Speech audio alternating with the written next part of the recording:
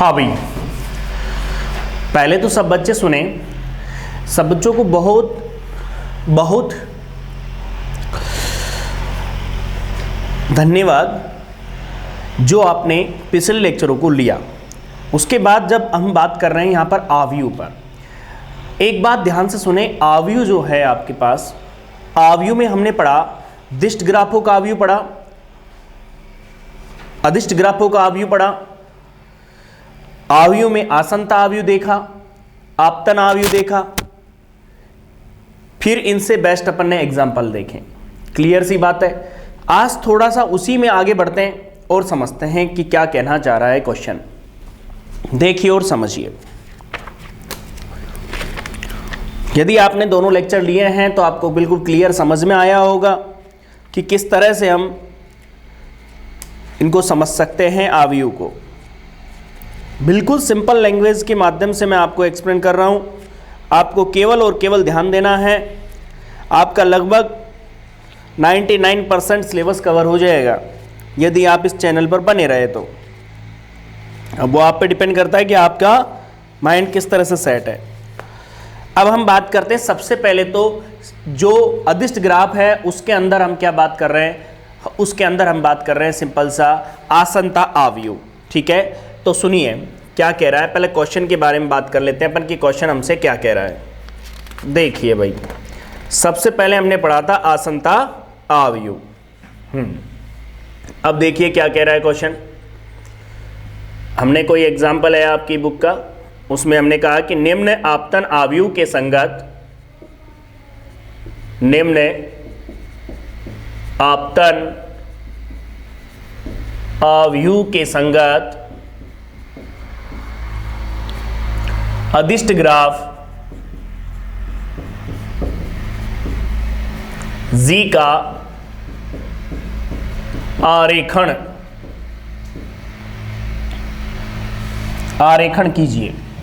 कहने का मतलब उसको बनाए, आरेखण कीजिए। देखिए और समझिए, बोर्ड पर ध्यान देंगे। थोड़ा सा ऊपर लिख दिया इसको, दोबारा लिखते हैं। निम्न आपतन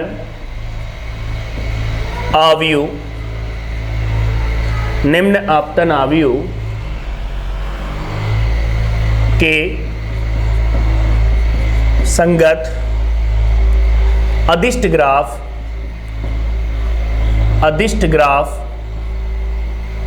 Z का आरेखण, Z का आरेखण कीजिए।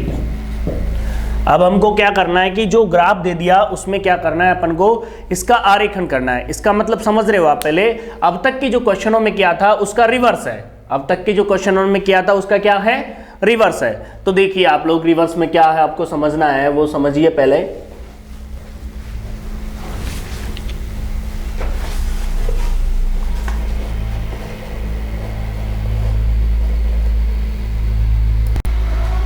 हाँ भाई, देखिए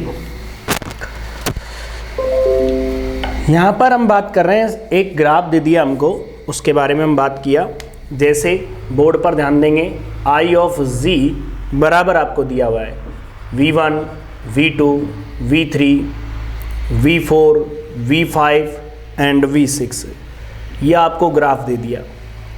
इनके संगत कोर देखो, E1, E2, E3, E4, E5, E6, E7 और E8। ये दो आपको क्या दे दी, कोर दे दी। कंटिन्यू आपको कोर और शीर्ष दिए हुए हैं, ये दिया हुआ है पहले से, ये ध्यान रखना आपको। ठीक है ना। क्या क्या दिया हुआ है, पहले में 1, फिर 1, फिर 0, फिर 0, फिर 0, फिर 0। E2 में हम बात करें तो ये 1, ये 0, ये 0, ये 1, ये आपके पास क्या आ गया 0, 0, फिर आ गया 1, फिर आ गया आपके पास क्या 0, 0, 0, फिर हमारे पास 1, 0, फिर हमारे पास आ रहा है E4। E4 क्या है 0, 0, और 0 और 1 1 और 0। फिर अगला देखिए 0 0 0 1 0 0 1। देखिए E5 की बात कर रहे हैं। E5 में 3 बार 0 है, फिर 1 है, फिर 0 है, फिर 1 है। फिर हम बात करेंगे E6 की। E6 में क्या है? 0 है, 1 है, डबल 0 है, ठीक है, 1 है, फिर 0 है। फिर E7 की बात करें तो देखिए 0 है, 1 है, फिर 1 है, फिर 0 0 और फिर 0। फिर E8 में बात करें तो 0 है, 1 है और फिर 3 बार 0 है और फिर 1 है। देख सकते हो आप लोग, ये क्वेश्चन आपको दिया हुआ है एग्जाम में। ऐसा क्वेश्चन दिया हुआ था, आया हुआ था, पूछा था। ये पूछा था, देखो पहले ऐसा नहीं था। लगभग ये मानो कि 99% जो क्वेश्चन पूछा गया था वो पूछा गया था कि ग्राफ दे दिया और उसका सिंपल सा अवयव पूछ लिया। तब तो वो बिल्कुल ईजी बन रहा है क्वेश्चन, कोई दिक्कत नहीं है। लेकिन मान लो सपोज करो कि आपसे कह दिया गया कि ये अवयव दे रखा है और आप ग्राफ बनाएं, उल्टा कर दिया क्वेश्चन को। ऐसा दिया हुआ है, कम से कम 1-2 बार पूछ भी लिया गया है, तो इसलिए आपको ये बात बिल्कुल ध्यान रखनी पड़ेगी। इसके लिए ये विशेष रूप से ध्यान रखना आप लोग। सफेद तो देखिए बनाएं ग्राफ। सबसे पहली बात तो यह है कि इसमें ये बताओ मेरे को कितनी तो पंक्तियां और कितने स्तंभ हैं, ये बता दीजिए। सबसे पहला यही काम करना है आपको जब ग्राफ में अवयव दे रखा हो और ग्राफ बनवाए तो कितनी तो पंक्तियां और कितने स्तंभ हैं। ये रहे ना, ये तो कितनी है? 6 तो पंक्तियां हैं और 8 स्तंभ है। इसका मतलब सिंपल सी बात है, शीर्ष और कोरों की संख्या आपको पता चल गई। भाई शीर्ष कितने हैं? 6 और कोर कितनी है? 8 है। ये बात आपके सामने बिल्कुल क्लियर हो गई। बोलिए भाई, क्लियर है? तो जी में यहां लिख देता हूं मैं, चूंकि ग्राफ जी में 6 तो शीर्ष तथा 8 कोरे हैं, मतलब ग्राफ जी के अंदर 6 तो शीर्ष हो गए और 8 क्या हो गई? कोरे हो गई। क्लियर है बिल्कुल यहां तक? बोलिए भाई, कोई प्रॉब्लम है? अब हम ग्राफ बनाते हैं, सुनिए ध्यान से। सबसे पहले आप ये ध्यान देंगे कि जो शीर्ष दे रखे हैं, देखो समझने की कोशिश करना, मैं यहां पे बना रहा हूं, यहां ध्यान देंगे सब बच्चे। देखिए ये वाला शीर्ष ले लिया मैंने, एक ये शीर्ष ले लिया, एक ये शीर्ष ले लिया। अब एक एक सोच के लेना पड़ेगा शीर्ष भी। तो देखो मैंने यहां V1 लिया, ठीक है भाई, V1 ले लिया। अब V1 का मैंने दूसरा शीर्ष क्या लिया? यहां पर V2। V1 कौन सा? यहां पर V2 ले लिया हमने, ठीक है। अब एक शीर्ष यहां पर ले लिया V3, बोलिए, यहां पर ले लिया V4 और यहां पर ले लिया V5। ये पहले तो शीर्ष की बात आई। और एक शीर्ष और है, वो क्या है? आपका V6 है। पहली चीज तो ये ली मैंने पॉइंटों को, ठीक है। ये भी मैं बताऊंगा किस तरह से ये शीर्ष माने गए हैं, कैसे मानोगे आप, ये भी बताऊंगा। पहले यहां ध्यान देंगे, अपन ने ये शीर्ष लिया। अब ये देखो आपकी कोर कौन सी है, बोर्ड पर ध्यान देंगे सब बच्चे। एक ही क्वेश्चन समझेंगे इस लेक्चर के अंदर अपन, ध्यान रखना, और इसी को आपको ढंग से एक्सप्लेन करना है, ठीक है ना, क्योंकि ये हार्ड क्वेश्चन बन जाएगा यदि आप लोग ध्यान से नहीं देखोगे। तो इस चीज को सीधा सीधा तो बहुत इजी हो रहा है, लेकिन उल्टा पूछने पर थोड़ा कठिन बन रहा है क्वेश्चन। बताओ V1 है ना, V1 से बता इवन कोर, V1 से इवन कोर, V1 से इवन कोर है, देखो है। लेकिन चक्कर क्या है, सुनो, V1 से इवन कोर भी है और E2 कोर भी है, दोनों चीजें देखो।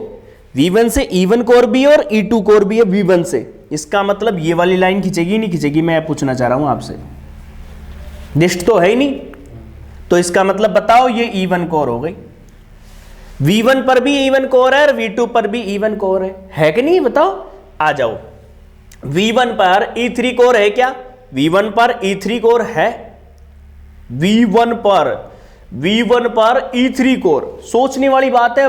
E3 कोर की बात करें अपन तो दिमाग लगाओ, E3 कोर किधर से बनेगी बताओ? V1 पर कैसे बनेगी? V1 पर ये बताओ, E3 कोर कहां से?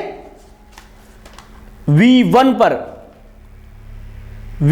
पर E3 कोर नहीं नहीं नहीं नहीं नहीं, V1 पर E3 कोर नहीं, यहां से पहले और चले अपन। V1 से E1 कोर हो गई, ठीक है, V1 से E2 कोर हो गई। अब ये लाइन V1 से V4 कोर है क्या? नहीं, वो सॉरी, V4 पर कोर कौन सी है?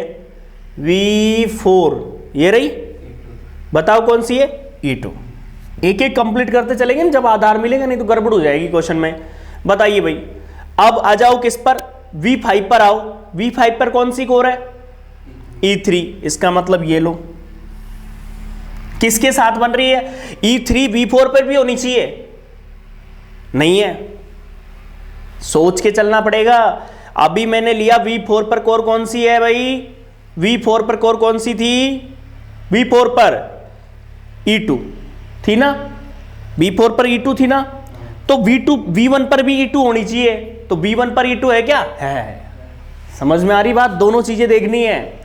छोटी क्लासों में या आपने देखा होगा जब न्यूज़पेपर आप पढ़ते हो तो उस समय एक बात देखी होगी आपने, वो क्या देखी होगी कि दाएं या बाएं से आपके वो कॉलम अब भी आते होंगे, पता नहीं, जिसमें आप अक्षर भरते हो, उसमें क्या देखते हो? दाएं से भी आना चाहिए और बाएं से भी आना चाहिए। अब वो कहता है कि वर्ड का नाम 4 स्थानों, मतलब 4 शब्दों में लिखो। अब 4 शब्दों में लिख तो देते हो, एक शब्द के कई सारे नाम होते हैं, लेकिन आपको पता होता है कि वो लिखो ऐसा कि वो जो स्तंभ में ऊपर से नीचे आ रहे हो उस वाले का भी वर्ड बैठ जाए। समझ रहे हो ना? तो दोनों चीजें देखनी पड़ेगी आपको, मैं पहले बता रहा हूं इस चीज के लिए आपको। तो देखिए भाई, आपने क्या किया, यहां पर V4 पर जो कोर है, V4 पर कोर है। अब सबसे पहले V4 पर देखो, V5 पर नहीं, ये रहा देखो, V5 पर E3 कोर है कि नहीं है? V5 पर E3 कोर है V5 पर। और V4 पर आओ, V4 पर E4 कोर है, वो आगे उड़ जाएगी कोर, ठीक है। तो मैं एक मिनट बना रहा हूं, आप लोग ध्यान देंगे, थोड़ा सा समझना। ये एक कोर ये बन गई, पूरा दिमाग बोर्ड पर रखें। E3 हो गया, ये कंटिन्यू आगे बढ़ गई, ये लो, ये E5, ये E4, और ये लीजिए E6, ये E8, ये E7। अब आप चेक करते हैं अपन किस तरीके से आपकी कोर बनी है। ठीक है भाई, सब आ गई। E1 आ गया, E2 आ गया, E3 आ गया, E4 आ गया, E5 आ गया, E6 आ गया, और E8 भी आ गया, E7 भी आ गया। ठीक है भाई, अब ध्यान देंगे सब बच्चे, बोर्ड पर ध्यान देंगे सभी। देखिए सुनो, अब V1 पर खड़े हो आप, V1 पर खड़े हो ना, V1 पर कितनी कोरें बन रही है वो सुनो पहले। V1 पर E1 कोर बन रही है ना, E1 कोर, क्लियर है। अब ये E1 कोर V2 पर भी बननी चाहिए, तभी तो ऐसे बनाऊंगा, नहीं तो और कहीं पर बनेगी वो। तो V1 पर E1 कोर बन रही है, तो V2 पर E1 कोर बन रही है क्या? क्लियर है बिल्कुल। आगे चलो, V1 पर E2 कोर है क्या? V1 पर E2 कोर है। जब V1 पर E2 कोर बना दी तो ये देखना जरूरी हो गया कि V4 पर भी क्या होनी चाहिए? E2 कोर होनी चाहिए। तो V4 पर E2 कोर है, समझ रहे हो? जब एक लाइन देखोगे तो दूसरा जरूर देखना शीर्ष आप। अब आप चलो, ये तो कंप्लीट हो गया ना। हाँ, V1 से E3 कोर है क्या? V1 से E3 कोर है, लेकिन E3 कोर तो देख लिया, लेकिन वो कहां पर बन रही है? ना तो इस पर बन रही, ना इस पर बन रही, अब अगले पे गई वो। तो बताओ V5, भाई ये देखना है कि V1 पर E3 कोर है, लेकिन E3 कोर और किसके साथ बन रही है? V5 पर E3 कोर है। क्लियर है बिल्कुल। आगे चलो, V4 पर V6 कोर है क्या? V4 पर V6 कोर है क्या? V6 कोर नहीं है, V4 पर कहां V6 कोर? V4 पर तो E5 कोर है। अब E5 कोर V6 पर है क्या? V6 पर E5 कोर है। मतलब आपको प्रैक्टिस करनी पड़ेगी इस चीज के लिए, थोड़ा सा आधार लेना पड़ेगा आपको। जब एक क्वेश्चन आप सोल्व कर लोगे तो आपको पता चल जाएगा कि ग्राफ किस तरह से बनाया जाएगा। ठीक है, ध्यान रखना, मैं पहले बोल रहा हूं आपको, जब आप एक क्वेश्चन सोल्व करोगे उसके बाद तो दिमाग लगेगा आपका कि फिर क्लियर आपको समझ में आ जाएगा। तो आज का यही क्वेश्चन है और इसी क्वेश्चन को आप क्या करोगे, रफ कॉपी में आप लिखोगे और उसके बाद ग्राफ बढ़ाओगे, अपना दिमाग लगाओगे। ये तो मैंने चलो देख के भी लिख लिए, पॉइंट कहां है कहां नहीं है, बुक में देख के आपको नोट करवा दिया, लेकिन आप खुद भी तो सोचोगे पॉइंट कहां लूंगा मैं, ये भी तो सोचना बहुत जरूरी हो गया इसके अंदर। तो आपको दिमाग लगाना है किस तरह से लेना है किस तरह नहीं लेना। तो आज इसी की प्रैक्टिस करनी है आपको, इस क्वेश्चन की, और आपको आव्यूह की रचना करनी है। क्लियर सी बात, मतलब उसके आलेख की रचना करनी है। पहले तो क्या होगा, आव्यूह आपके सामने, और क्या करोगे आप, आलेख बनाओ, वो बनाओगे, ग्राफ बनाओगे। क्लियर है बिल्कुल। इसका जब ये आपको आ जाएगा उसके बाद आपको प्रैक्टिस के लिए क्वेश्चन दूंगा, फिर उसके बाद दिस्ट ग्राफ में देखेंगे ये चीज। ध्यान रखना, क्वेश्चन पूछा जा चुका है, इसलिए आप लोगों को जरूर करना है। ठीक है भाई, आज के लिए इतना ही है। आप लोग क्या करें, इसकी प्रैक्टिस करें, अर्थात खुद सोचे, जितना आप खुद सोचोगे उतना क्लियर होगा। क्योंकि हमें क्या होता है कि कई बार ऐसा होता है कि पहले से पता है, लेकिन आप क्या सोचते हो वो भी तो डिपेंड करता है ना। तो आप सारणी के सांप के सामने होगी, इस सारणी के अकॉर्डिंग आप ग्राफ बनाने की कोशिश करें। रफ में 1-2 बार कोशिश करोगे तो आपको कई सारी चीजें नहीं मिलेगी। ध्यान रखना, टीचर से ज्यादा स्टूडेंट नई चीजें खोजता है, ये बात विशेष रूप से ध्यान रखना। तो इसलिए आप लोग आज जरूर करें ये काम, जिससे आपको अगला दिस्ट ग्राफ का जो अपन ग्राफ की रचना करेंगे वो भी आपको समझ में आ जाए। ठीक है भाई, आज के लिए इतना ही है। Thank you. क्लास पहले वाली नहीं ली है वो क्लास ले, क्योंकि तभी जाकर के ग्राफों का आसनता या आपतन आव्यूह ये समझ में आएगा। ये बात विशेष रूप से ध्यान रखें, और 101% इंपॉर्टेंट क्वेश्चन है, पूछा जाता है एग्जाम में, ये बात याद रखना। जितनी मैं क्लासेस ले रहा हूँ ऑनलाइन में, जितनी भी क्लासेस है वो सब पूरे के पूरे इंपॉर्टेंट होंगे, ध्यान रखना इस बात को। तो कहीं कोई दिक्कत नहीं है, यदि कंटिन्यू क्लास जिसने ले ली उसका सेमेस्टर क्लियर है 101%। ठीक है भाई, थैंक यू आज के लिए।